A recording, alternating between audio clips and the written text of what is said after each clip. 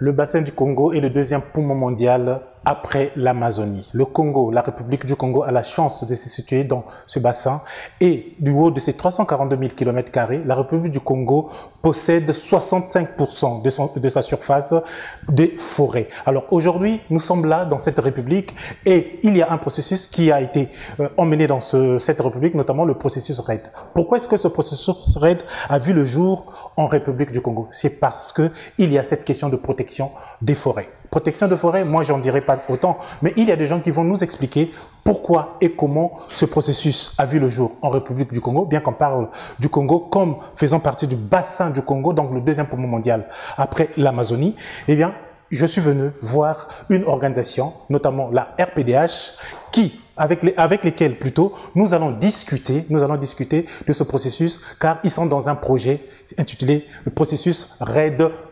C'est le projet en tant que tel en général, mais ce projet a une certaine thématique. Une thématique qui va être développée avec les responsables de cette organisation. Monsieur Ben, bonjour. Bonjour, Monsieur Tech. Monsieur Darnel Bemba, bonjour. Bonjour, Monsieur Tech. Alors, nous sommes là dans le cadre du processus RED et ensemble avec vous, vous allez nous parler sans doute de ce processus, mais est-ce que vous pouvez, pour ceux qui nous suivent, essayer de vous présenter dans le cadre de vos fonctions dans cette organisation? Bien, je suis Monsieur Abdoulaye Sy. Au niveau de l'organisation RPDH, je m'occupe des questions liées à la recherche.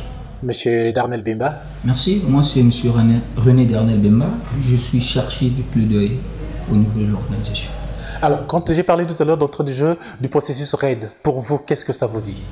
Oui, d'entrée du jeu, le processus RED est un mécanisme qui a été mis en place lors de la conférence de Copenhague, la COP15. Donc, il sortait de cette conférence, il y avait des questions liées au changement climatique. Il fallait que les pays membres, les États se retrouvent pour mettre en place un mécanisme, c'est le mécanisme RED+, qui a pour but d'atténuer les effets du changement climatique, d'améliorer les questions de gouvernance forestière avec la lutte contre la pauvreté. Donc en gros, c'est quoi RED+? Si on veut donner le sigle, c'est un diminutif de la réduction des émissions liées à la déforestation, dégradation des forêts, inclusion avec la conservation de la biodiversité, la gestion durable des forêts, l'accroissement du stock de carbone et avec la dimension qui a pris l'ampleur, c'est les tourbières. Comme nous savons que le Congo est un pays riche en tourbières, donc le processus RED aussi tient en compte. Voilà en bref ce que nous pouvons essayer de dire dans le processus RED. Et on doit comprendre par là, ce sont là les éléments qui ont fait que le Congo bénéficie du processus RED. Ce qui a permis au Congo de bénéficier du processus RED, c'est bien autre la gestion durable de sa forêt, parce que le Congo s'est lancé dans un processus de diversification d'économie, s'est lancé dans un processus de gestion durable de la forêt. Et il a élaboré plusieurs textes, plusieurs documents. Parmi autres, il y a le Sénat, le schéma national d'aménagement du territoire. Il y a eu la politique nationale de la forêt. Il y a eu beaucoup d'éléments qui ont permis que le Congo puisse bénéficier. C'est au sortir du fonds du partenariat du carbone forestier qu'on appelle le FCPF en 2008, qui a donné ce privilège au Congo de bénéficier au processus RED en fonction des, on peut redire, des éléments ou bien des efforts qu'il a fournis en matière de gestion forestière. C'est ce qu'on pourra ajouter. Monsieur Ben, je me remets à vous en ce moment-là. Le Congo est dans ce mécanisme-là, de processus RED. Est-ce que le projet pour lequel s'occupe la RPDH, c'est carrément le processus RED, ou bien il y a une certaine thématique propre à la RPDH afin de participer d'une façon active au processus RED? Il n'y a pas une thématique propre. La RPDH agit grâce au soutien financier de l'Agence française de développement et avec l'appui de l'AFD. Il y a aussi le secrétariat international de Transparency International. Bon, le projet est intitulé Intégrité dans les initiatives climatiques comme RED. RED+, comme on le dit souvent, c'est un processus, donc un ensemble d'étapes pour parvenir à un objectif donné. Et le Congo, comme vous l'avez dit, et comme l'a si bien dit M. Bemba Darnel, le Congo est engagé dans ce processus depuis 2008. Et l'action de la RPDH aujourd'hui vise essentiellement à sensibiliser les populations sur les aspects liés à l'intégrité dans ce processus. Parce qu'au finish, si vous me permettez, au finish, c'est un processus qui va permettre au pays de recevoir beaucoup de financement.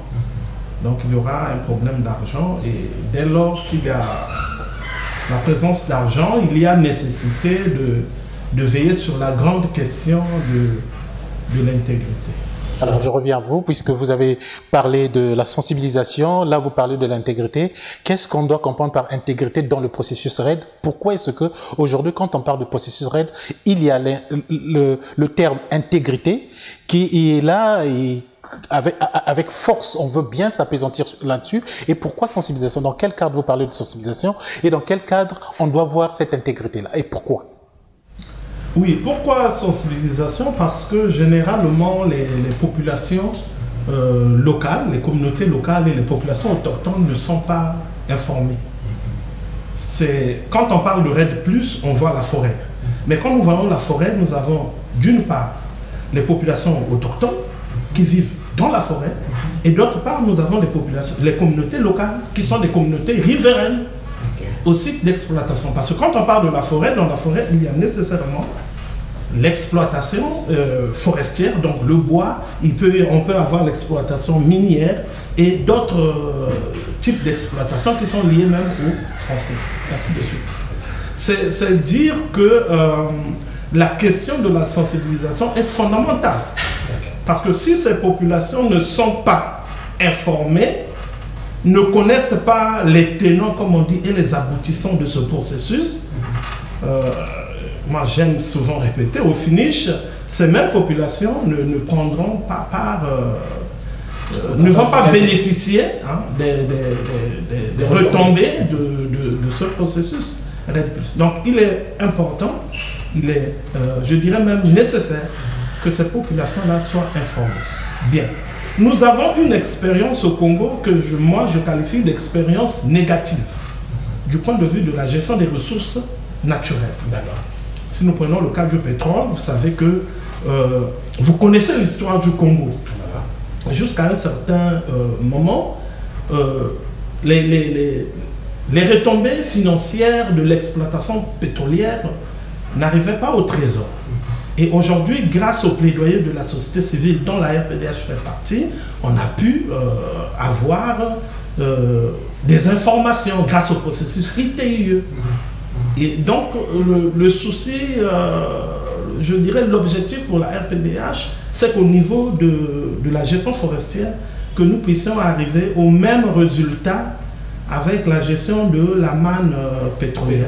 Et donc, l'intégrité, quand nous parlons d'intégrité, nous voulons mettre en exergue la lutte contre la corruption. Et la lutte contre la corruption sous-entend la transparence. Transparence dans les revenus, mais ce n'est pas seulement ça. Mais il y a aussi la redevabilité. Non seulement au niveau des fonds, mais aussi au niveau de la gestion, au niveau de la prise des décisions, des textes qui accompagnent tout ce processus. Parce qu'aujourd'hui, comme vous le savez, on ne peut exclure RED+ de la forêt. Quand on parle de RED+, on doit nécessairement parler de la forêt. Parce que ce processus a été mis en place essentiellement pour réduire les émissions de gaz qui sont liées à la déforestation et à la dégradation des forêts. Alors en ce moment-là, cette intégrité-là, au regard des plans que vous avez mis sur pied, notamment, je parle de la RPDH bien sûr, vous avez parlé de la lutte contre la corruption. C'est vrai, vous avez dit que c'est un phénomène alarmant au niveau de notre pays, au regard des expériences passées, et qu'aujourd'hui, il y a un léger changement, notamment en prenant l'exemple sur la gestion de la manne pétrolière, mais pour ce qui concerne RAID+, vous parlez de la lutte contre la corruption. Que entend mettre, que fait la RPDH, ou bien sur quoi se base la RPDH pour lutter contre cette corruption? Bon, la RPDH est en train d'abord de sensibiliser les populations, comme je l'ai dit entre-temps, et la RPDH est en train de mettre à la disposition des populations un outil innovant de lutte contre la corruption, que la RPDH a pu acquérir grâce à son partenariat avec Transparency International. Et c'est quoi cet outil? Cet outil, c'est le CAJAC. C'est le Centre d'assistance juridique et d'action citoyenne. C'est le CAJAC. C'est un outil que RPDH, comme je l'ai dit tantôt, que RPDH a pu acquérir grâce au partenariat avec TI, Transparency International. Mais vous savez que même dans la stratégie nationale RAID+, il est prévu un mécanisme de plainte, un mécanisme de gestion de plainte. Donc nous sommes en train de faire comme un travail, je dirais, complémentaire, ou bien nous sommes en train d'anticiper.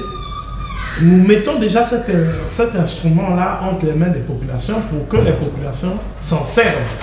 Et quand les populations ont été victimes ou témoins des cas de corruption, elles peuvent recourir en ce moment à cet instrument CAJAC qui, je vous le dis aujourd'hui, est connu dans beaucoup de départements du Congo. Parce que nous allons justement sensibiliser les populations au sujet du CAJAC. Et est-ce que, juste comme ça d'une façon lapidaire, est-ce que on peut savoir, là nous avons la carte du Congo, on peut se faire une idée de quelques localités où on peut se dire que oui, CAJAC a été implanté, ou on a informé sur le CAJAC dans certains départements du pays? Oui. Le CAJAC, en général, là, quand je vois, il est implanté dans la cuvette. D'accord, dans la cuvette. Dans la localité de Makwa, au Ouando. Il y a des CAJAC à Ouando. Et nous descendons au niveau de Brazzaville. Il y a 2 comités CAJAC à Brazzaville, Brazzaville Nord et Brazzaville Sud. Nous avons des CAJAC dans la Lekumu. Et dans la Lekumu, nous avons les localités de Sibiti et Komono.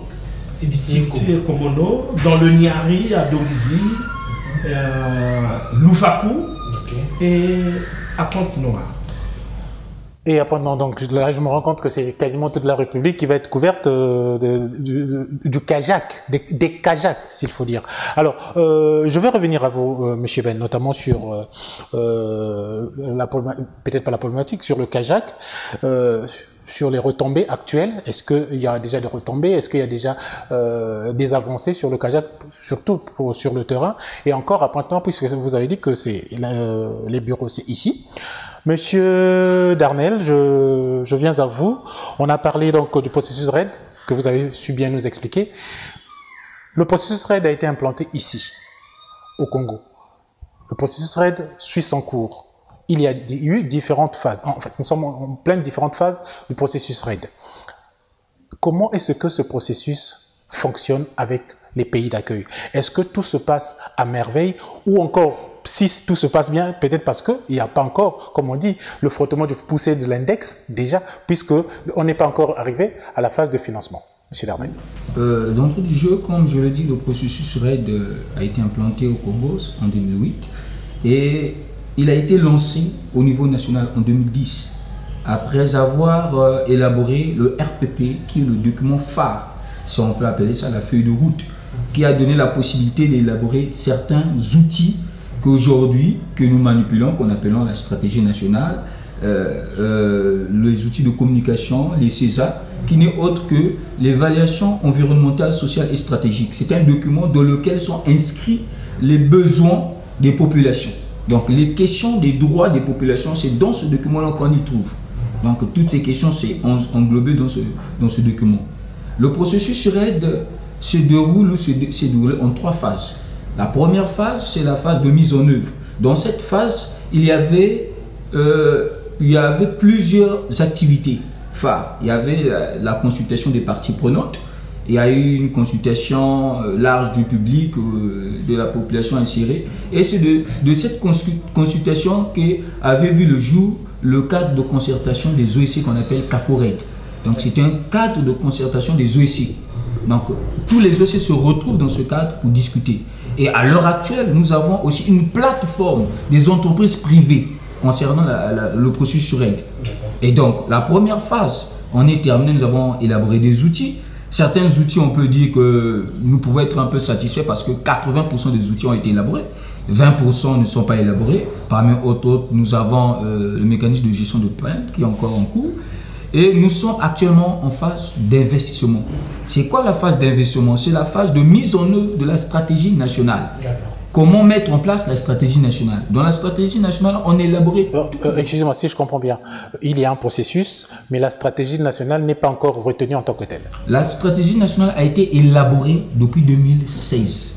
Donc, il reste juste la mise en œuvre. Et pourquoi la mise en œuvre tarde? Parce que nous sommes coincés à un problème de financement. Parce qu'il y a beaucoup de projets. Parmi tant d'autres projets, il y a un projet qu'on appelle ERP, qui va s'occuper de la partie nord de la cacao-culture. Et un projet qui va s'occuper du massif du Chahut. Donc, quand je parle du massif du Chahut, je prends du Niari et les Kounou. Donc, il y a des projets. Dans le pôle aussi, il y a un projet qui sera présenté. Donc, tous les départements du Congo font de la RED. Que ce soit des départements forestiers ou non forestiers, il y a un atout à tirer, à capitaliser là-dessus.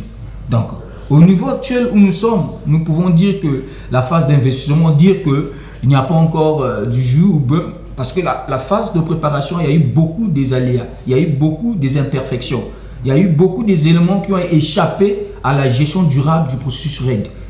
Parmi d'autres, on peut citer les appels d'offres. Les appels d'offres n'ont pas été transparents. Il y avait des appels d'offres qui sont faits de gré à gré. Et là, ça causait du tort. Il y avait des appels d'offres qui se passaient à huis clos. Et donc, il y a eu beaucoup d'éléments. Compte tenu, en tant qu'organisation de droits de l'homme, de défense des droits de l'homme, qui s'intéresse des questions de lutte contre la corruption, nous avons regardé cette thématique de loin. Nous avons dit, si ce processus, nous ne prenons pas les choses en main dès le début, avant d'arriver à la phase d'investissement ou bien de paiement, nous allons rencontrer pire que ça. Déjà, la première phase, nous avons rencontré des éléments qui ont été décevants. Et les populations, à l'heure actuelle, 11 ans, depuis que le processus RED existe, si nous faisons le bilan, nous n'allons pas dire que c'était un bilan positif pour les parties prenantes. Combien d'autres que ces parties prenantes ne comprennent pas jusqu'alors c'est quoi le processus RED concrètement? Quels sont leurs intérêts? Et donc, c'est à nous, en tant qu'ONG, qui bénéficions de ce soutien financier pour accompagner ces populations en langue locale, leur expliquer ce qu'est le processus RED afin qu'ils puissent s'en approprier pour mieux mener les différentes actions dans ce sens. Et donc, si je comprends bien, quand on voit RPDH, une organisation de la société civile, vous avez vu, vous êtes dans le cadre de droits de l'homme, vous êtes là dans le cadre de lutte contre la corruption, enfin tout ce qui concerne les droits de l'homme, que ce soit économique, sociaux ou autres, vous vous êtes dit, il y a un projet, il y a un mécanisme, nous devons jouer notre partition. Et vous avez intégré ce processus et vous êtes en train de faire de sorte que la population s'imprègne davantage de ce processus. D'où la sensibilisation telle que vous avez dit, M. Ben. Et qu'est-ce que la RPDH vise encore au-delà de cette sensibilisation, M. Ben? Au-delà de la sensibilisation, comme nous l'avions dit tantôt, le processus RED+ est un processus complexe. Et vous savez par exemple qu'aujourd'hui, rien ne peut se faire si les populations locales et si les communautés locales et les populations autochtones ne sont pas associées à ce processus. Donc nous travaillons aussi dans ce sens pour créer des cadres de concertation entre les différentes parties prenantes. Il faut qu'il y ait le dialogue, nécessairement. D'une part, l'État, d'autre part, les compagnies forestières, et de l'autre, les populations, les communautés locales, populations autochtones et les organisations de la société civile. Donc il n'y a pas que l'aspect sensibilisation, il y a aussi que nous travaillons pour que des cadres de concertation multipartites puissent être mis en place pour faciliter le dialogue dans le processus RED+. Au niveau où est arrivé le processus RED, pensez-vous que si financement il y en avait et que ça peut tomber aujourd'hui, pensez-vous que le Congo est déjà prêt pour gérer les financements dans le cadre du processus RED? Je ne pourrais pas vous répondre de façon affirmative parce que vous savez, quand on parle de financement, il y a des circuits pour que l'argent arrive au niveau des populations.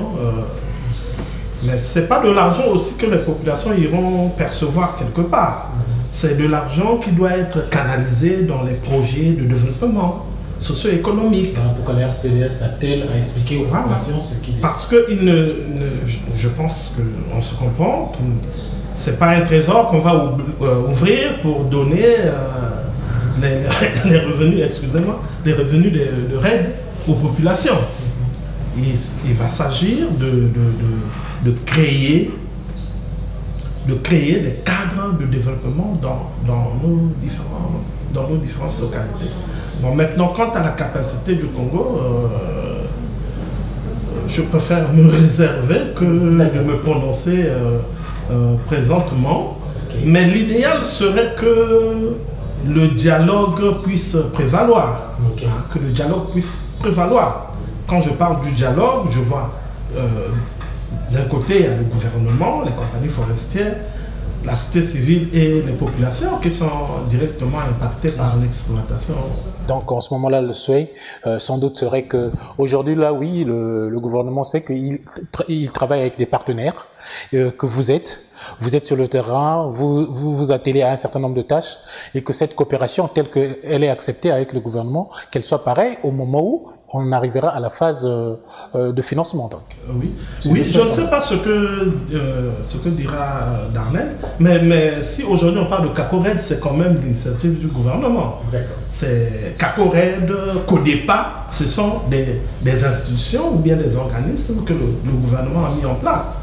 Parce que dans ces institutions-là, dans ces organismes-là, vous retrouverez les différentes composantes de la société civile. Il y a même la représentation de l'État. À un certain moment, je pense que les compagnies forestières aussi ont leur organisation. Et je pense que, bon, sans peut-être vouloir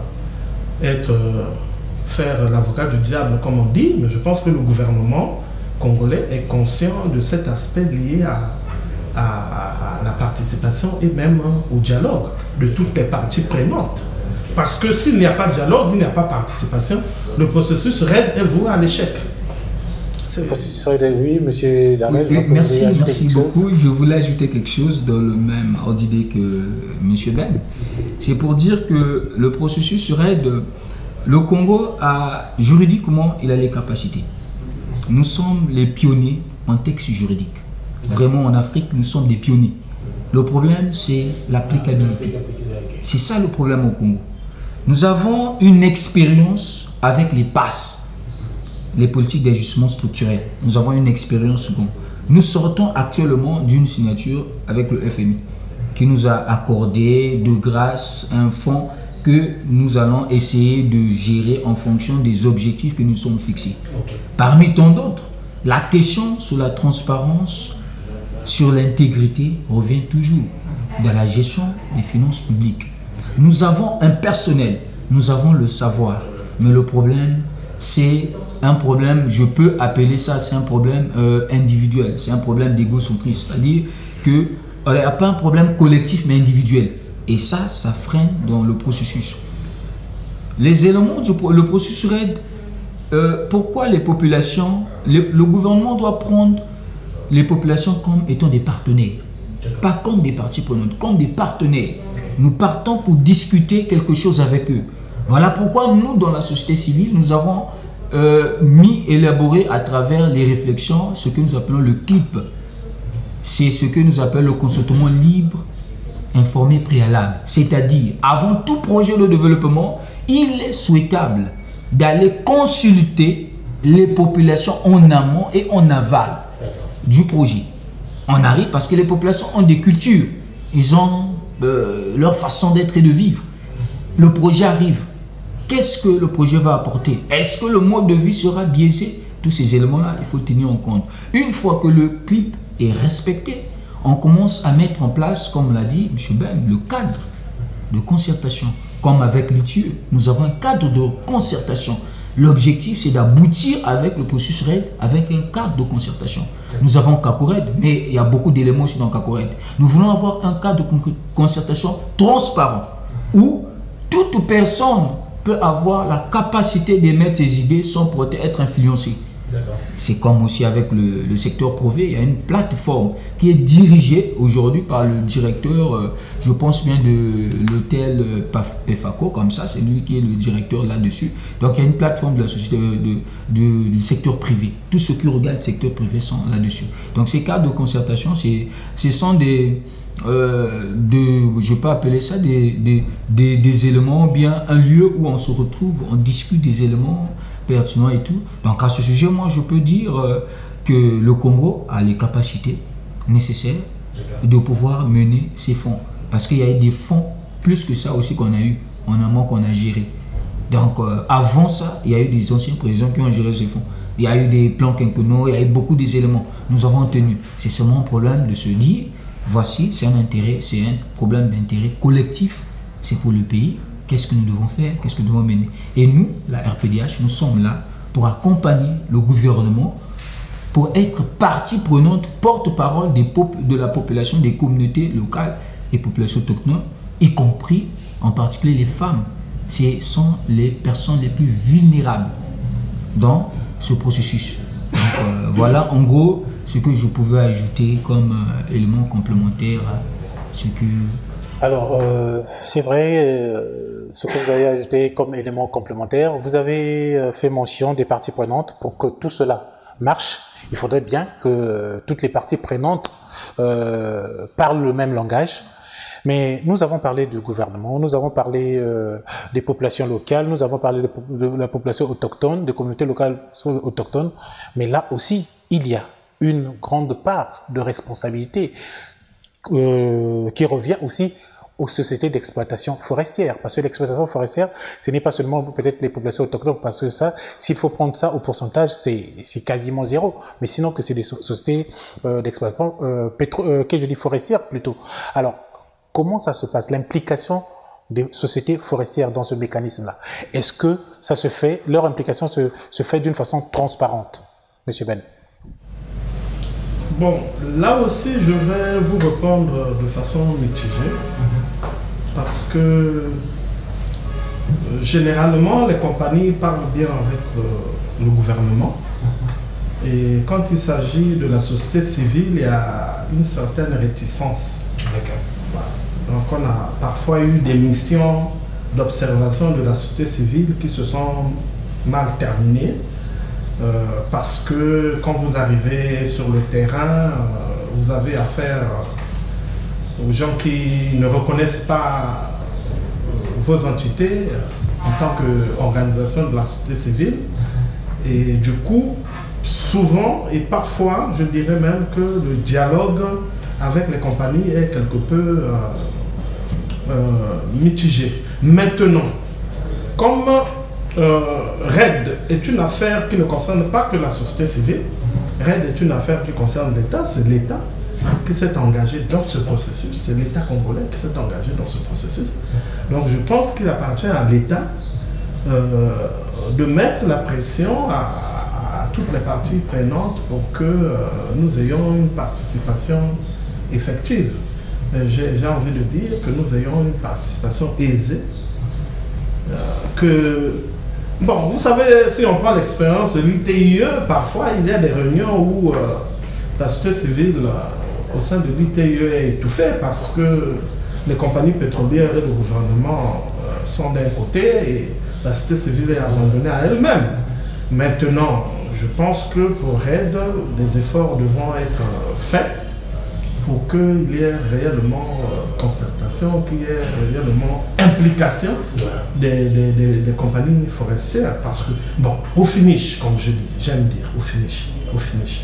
Mais si ces compagnies forestières détruisent, exploitent ces forêts de façon non durable, à la fin, on aura quoi? Déjà là, l'humanité, le monde est en train de se plaindre. On a des pics de chaleur que nous n'avions jamais connus. Et on connaît que la dégradation forestière, c'est la première, j'ai envie de dire, c'est la première cause du réchauffement climatique. Donc on a intérêt de travailler de commun accord, d'être ensemble pour faire avancer cette cause, qui est une cause noble d'ailleurs. Une cause noble, faire avancer cette cause, si les sociétés forestières arrivent à exploiter d'une façon illégale ou bien abusive, eh bien le tort est causé sans doute à l'humanité. Mais quels sont les mécanismes de protection de ces forêts? Parce qu'il arrive qu'on parle de certification des forêts. Au Congo, est-ce qu'on peut réellement parler de certification des forêts? Oui, mais moi je commence et puis certainement que mon collègue Darnel dira plus que moi. Oui, au Congo, nous avons des forêts certifiées. Nous avons les forêts du Nord qui sont certifiées, les forêts qui sont gérées par IFO, par la CIB. Ce sont des forêts certifiées. Mais il se trouve que nous avions eu un grand retard en ce qui concerne la certification des forêts du Sud. C'est, je pense, 2017 ou 2018 que la ministre Rosalie Matondo est descendue dans le département du Niari et de la Lekumo pour lancer un travail sur les plans d'aménagement. Alors que les forêts du Sud sont certifiées il y a très longtemps. Du Nord plutôt. Du Nord, je voudrais dire, permettez. Et donc il y a comme un déséquilibre. Comme vous l'avez dit au début, c'est le même pays, le couvercle forestier est le même. Et d'une part, on a des forêts certifiées et d'autre part, des forêts qui ne le sont pas. L'idéal serait que toutes les forêts soient certifiées pour garantir une gestion durable des forêts. Oui, M. Darnel. Oui, merci pour la parole. J'aimerais préciser un fait, un élément, c'est que le Congo a un faible taux de déforestation, 0,07% par an. Ça, c'est louable pour nous. Mais avec les avancées, avec les initiatives, avec les projets et programmes, ça va connaître, ça va augmenter. Donc sur ça, nous sommes interpellés à gérer rationnellement. Ce sont des ressources. J'aimerais dire, ajouter, pourquoi pas dire, ces concessions forestières, ces entreprises forestières, lorsqu'ils arrivent dans un village ou dans une localité, ils localisent la forêt, l'objectif, les questions souvent de contrats de partenariat se signent souvent au niveau central. Et donc, directement, ça tombe jusque c'est on pourrait dire, c'est une ligne verticale et non horizontale. Et donc là, c'est déjà un problème.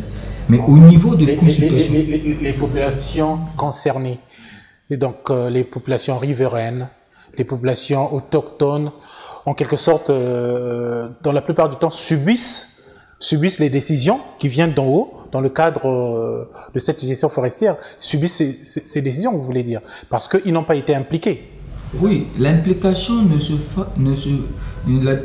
fait pas d'une manière transparente.